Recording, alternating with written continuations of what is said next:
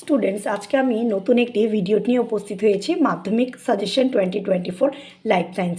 আজকে আমি চ্যাপ্টার 5 পরিবেশ, তার সম্পদ এবং তাদের সংরক্ষণ এই চ্যাপ্টার থেকে শুধুমাত্র নাইট্রোজেন চক্র পোর্শন থেকে যে যে প্রশ্নগুলি সম্ভাব্য আসতে পারে সেগুলি আমি দিয়েছি।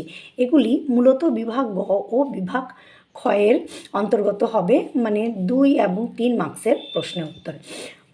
1 নম্বর প্রশ্ন, নাইট্রোজেন চক্রের দুটি গুরুত্ব লেখো অথবা নাইট্রোজেন চক্রের তাৎপর্য লেখো। কিভাবে উত্তরগুলো করতে হবে সেটাও আমি এখানে লিখে দিয়েছি, তোমরা সেগুলো ফলো করে নিজেরা লিখতে পারো। নাইট্রোজেন চক্রের তাৎপর্য বা গুরুত্ব, তাৎপর্য যদি আসে বা গুরুত্ব একই আনসার হবে। 1 নম্বর পয়েন্ট হবে নাইট্রোজেন চক্রের মাধ্যমে প্রকৃতিতে নাইট্রোজেনের ভারসাম্য বজায় থাকে। 2 নম্বর পয়েন্ট, জীবের প্রোটিন, নিউক্লিক অ্যাসিড, উপক্ষার, ক্লোরোফিল, সাইটোপ্লাজম, উৎসেচক, ফাইটোহরমোন ও কিছু ভিটামিন তৈরিতে যে নাইট্রোজেনের প্রয়োজন হয় তা নাইট্রোজেন চক্রের মাধ্যমেই জীব দেহে আসে। এরপর 2 নম্বর প্রশ্ন, নাইট্রোজেন স্থিতিকরণ বলতে কি বোঝো? নাইট্রোজেন স্থিতিকরণ যে প্রক্রিয়ায় বায়ুর গ্যাসীয় নাইট্রোজেন মাটিতে নাইট্রেট লবণে পরিণত হয়ে মাটিতে নাইট্রোজেন যৌগের পরিমাণ বৃদ্ধি করে ও মাটিকে উর্বর করে তোলে তাকে নাইট্রোজেন স্থিতিকরণ বা নাইট্রোজেন ফিক্সেশন বলে।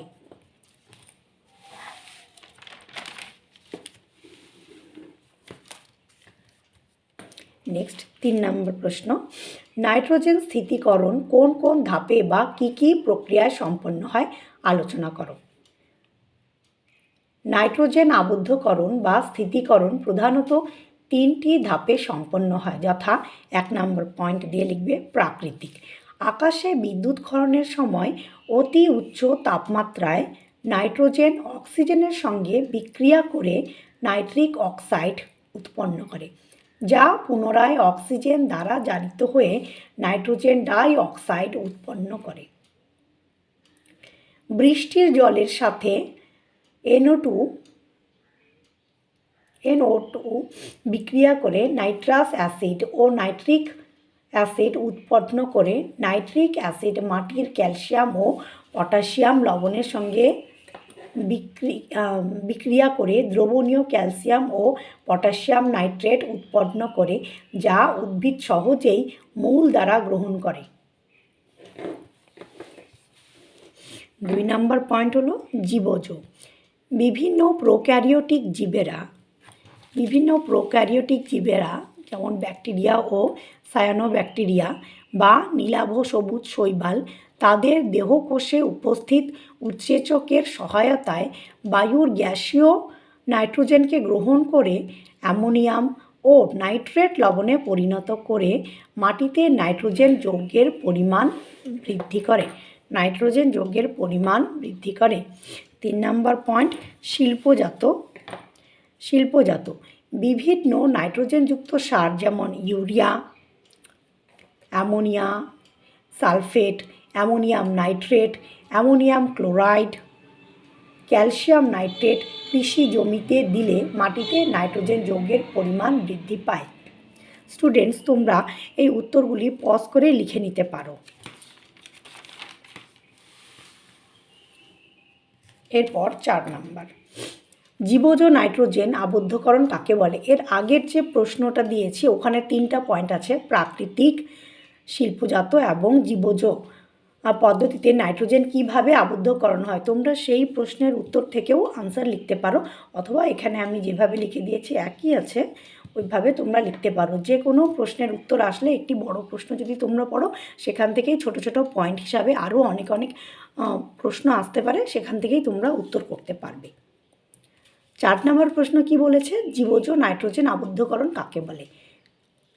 যে নির্দিষ্ট পদ্ধতির মাধ্যমে স্বাধীনজীবী ব্যাকটেরিয়া, ক্লস্ট্রিডিয়াম, অ্যাজিটোব্যাক্টার, মিথজীবী ব্যাকটেরিয়া, রাইবোজিয়াম এবং সায়ানোব্যাকটেরিয়া, অ্যানাবিনা নষ্টক নিজেদের দেহস্থিত নাইট্রোজেনের উৎসেচকের সাহায্যে বাতাসের মুক্ত নাইট্রোজেনকে বিজারণের মাধ্যমে অ্যামোনিয়ায় পরিণত করে এবং কোষস্থ প্রোটোপ্লাজমে অঙ্গীভূত করে, তাকে জীবজ নাইট্রোজেন আবদ্ধকরণ বলে।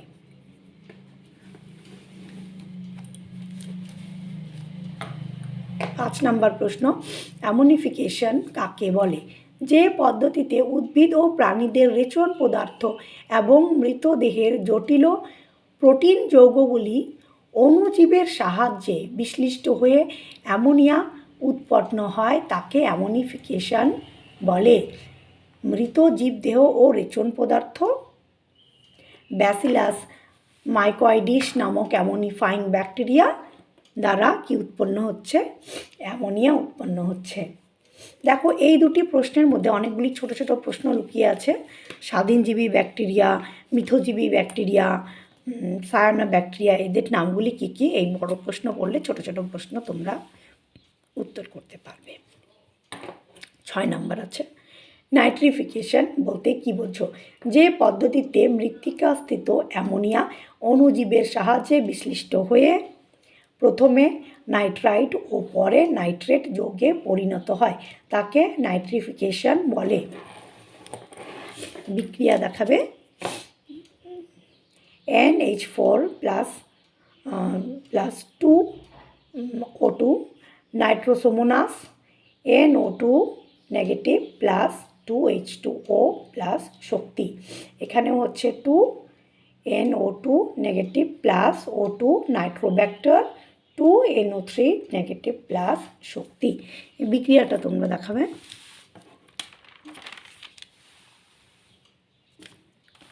7 নম্বর প্রশ্ন, ডিনাইট্রিফিকেশন বা নাইট্রোজেন মোচন কাকে বলে? যে প্রক্রিয়ায় মাটিতে বসবাসকারী কয়েক প্রকার ব্যাকটেরিয়া মাটির নাইট্রেট লবণকে বিজারিত করে গ্যাসীয় নাইট্রোজেনে পরিণত করে তাকে ডিনাইট্রিফিকেশন বলে ও ব্যাকটেরিয়াগুলিকে ডিনাইট্রিফাইং ব্যাকটেরিয়া বলে, যেমন সিউডোমোনাস ও থায়োব্যাসিলাস।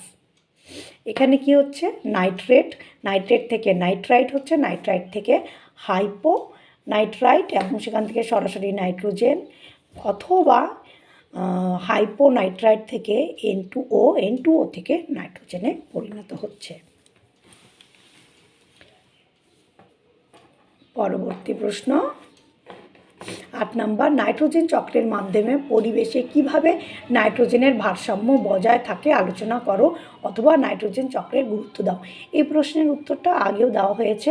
এখানে নাইট্রোজেন চক্রের গুরুত্ব অথবা নাইট্রোজেন চক্রের তাৎপর্য দাও অথবা নাইট্রোজেন চক্রের মাধ্যমে পরিবেশে কিভাবে নাইট্রোজেনের ভারসাম্য বজায় থাকে আলোচনা করো, একই হবে উত্তর। নাইট্রোজেন চক্রের মাধ্যমে, উত্তরটি হলো নাইট্রোজেন চক্রের মাধ্যমে পরিবেশে নাইট্রোজেনের ভারসাম্য বজায় থাকে। 2 নম্বর পয়েন্ট, জীবের প্রোটিন, নিউক্লিক অ্যাসিড, উপক্ষার, ক্লোরোফিল, সাইটোপ্লাজম, উৎসেচক, ফাইটোহরমোন ও কিছু ভিটামিন তৈরিতে যে নাইট্রোজেনের প্রয়োজন হয় তা নাইট্রোজেন চক্রের মাধ্যমেই জীবদেহে আসে। 9 নম্বর প্রশ্ন, দুটি স্বাধীনজীবী ও মিথজীবী ব্যাকটেরিয়ার নাম লেখো। দুটি স্বাধীনজীবী ব্যাকটেরিয়া অ্যাজিটোব্যাক্টার, ক্লস্ট্রিডিয়াম। মিথজীবী ব্যাকটেরিয়া রাইজোবিয়াম, ব্রাডি, রাইবোজিয়াম। ভিডিওটি শেষ পর্যন্ত দেখার জন্য অনেক অনেক ধন্যবাদ। যারা নতুন এসেছে তারা অবশ্যই লাইক করবে, শেয়ার করবে এবং সাবস্ক্রাইব করবে। আজকে ভিডিওটি আমি এতটুকুই রাখলাম। এর পরবর্তী ভিডিওগুলি প্রশ্ন উত্তর আমি খুব তাড়াতাড়ি দিয়ে দেব। Thank you for watching. অনেক অনেক ধন্যবাদ।